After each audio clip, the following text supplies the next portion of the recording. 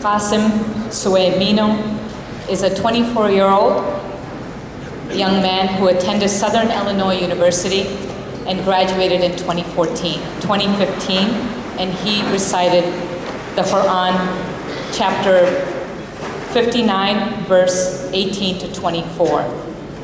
And the translation was done by Reem Uday, who attends Aqsa School in Bridgeview.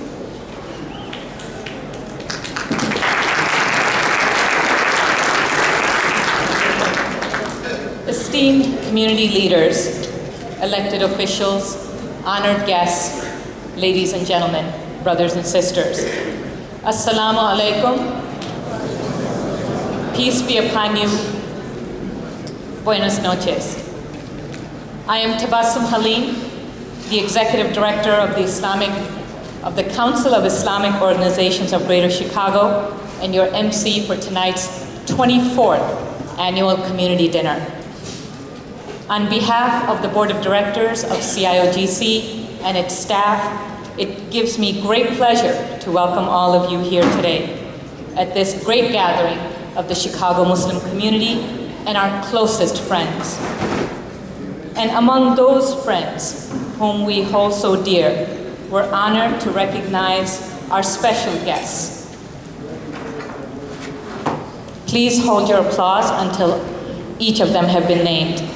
We welcome U.S. Senator Dick Durbin, Lieutenant Governor Evelyn Sanganidi, Cook County Executive Director Ernest Brown, Cook County Community Engagement Deputy Joy Glover, the Consulate of Pakistan Consul General Faisal Niaz Termizi, Consul General Dr. Ausaf Saeed, from the Consulate of India, and his wife Farah, Vice Consul General Safa Sert, from the Consulate of Turkey, Assistant Director of Ecumenical and Interreligious Affairs from the Archdiocese of Chicago, Dan Olson, Founding Director of CIOGC, Talat Uthman, Orland Park Prayer Center Imam and Director Sheikh Kifa Mustafa, and Dr. Asif and Yasmin Khan of the Self-Empowerment Center, and Dr. Munira Merchant. If there are other elected officials that I have missed, please stand up and be recognized so we can appreciate your presence. Thank you.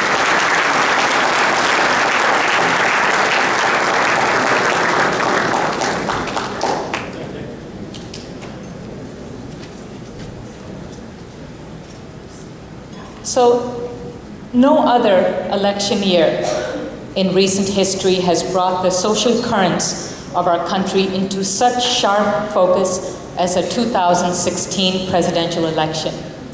We have witnessed the unexpected rise of controversial public figures in the political arena, the unprecedented mainstreaming of anti-Muslim, anti-immigrant rhetoric, and the rising hostility towards women's rights. Just as our country is a vast experiment in creating the American family of different ethnicities, religions, races, and cultures, so is the Council of Islamic Organizations of Greater Chicago, made up of mosques, Islamic schools, and social service organizations, representing the beautiful mosaic of cultures and ethnicities of Chicago. And I am the product of that community. I attended Gale Elementary School in Rogers Park, middle school and high school in Bolingbrook, and both of them were places that had very few Muslims, and where there were even fewer places where Muslim youth could congregate. Now, we have communities like Naperville and Bridgeview that offer tremendous opportunities for worship and recreation that CIOGC leverages its unique position to amplify those activities. We do not duplicate the activities of our member organizations. We're here to amplify those activities. And as such, one of our most significant achievements this year has been in the area of civic engagement. In response to the overwhelming participation from the Chicago Muslim community as well as surrounding areas, the Illinois State Senate and House is close to passing a bill to legislate the Muslim American Advisory Council.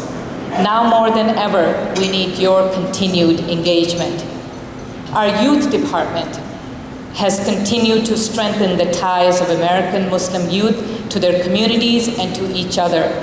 Through the combined efforts of Jamil Kareem, our youth coordinator, and Waleed Sankari, our programs associate. Through leadership building workshops like the Muslim Mentoring Youth, networking opportunities within CIOGC's Muslim Youth of Chicago, MyShai, and all-day arts and entertainment events like the Muslim Youth Expo. Our young men and women are developing their American Muslim identities and demanding their rightful place as tomorrow's leaders. Finally, this year, we have deliberately shaped our narrative through stories of American Muslim optimism in our collective future, faith in our country, and resilience through these tough times. Our Crescent monthly newspaper, which is now mailed to hundreds of our supporters, elected officials, libraries, and schools, carries our voice.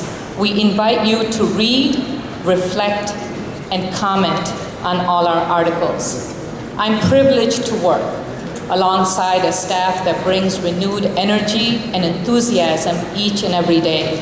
I'm honored to be entrusted with the responsibility of serving the Chicago Muslim community. I look forward to working with you in accomplishing even greater goals in 2017. Sit back, relax, enjoy tonight's program, and we're going to start with Dr. Khesruddin introducing our esteemed Senator, Dick Durbin. Thank you.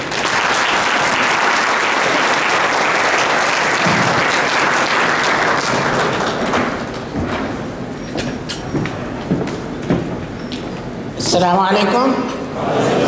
Does anybody in this hall does not know Dick Durbin? Please raise your hand. So your citizenship can be cancelled. So it is my privilege to formally introduce Senator Dick Durbin. He is the second highest ranking senator, Democratic senator in the Senate. And when the Democrats are in majority, he is the number 2 top senator in the Senate. I have a whole page of Senator Durbin's engagement with the Muslim community. I do not want to bore you with all those things. I want to mention a couple of things so you know well that the Senator Durbin is really a friend of the Muslim community. So if you see the picture on the screen, you may recognize a couple people over there. This was taken somewhere around the 2002-2003 when the Muslim Community Center in Morton Grove was facing challenges from the Morton Grove village and in getting the permit for the building.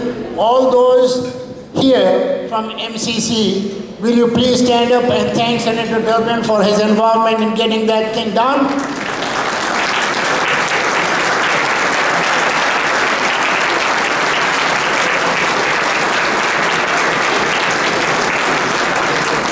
So Senator Durbin, when after 9/11 there was a system established for interviewing all of the Muslims in the United States, Senator Durbin was the first one to speak out to start that program, because even after it ran the court, there was nobody identified to be among the terrorists. And when Senator Durbin became the chairman of the Senate Subcommittee on Constitution, Civil Rights, and Human Rights, he held the first hearing of the subcommittee on the civil rights of American Muslims. So there are many, many things So I want you to give a very warm welcome to the Friends of Muslims, Senator Dick Durbin, the senior senator of the state of Illinois.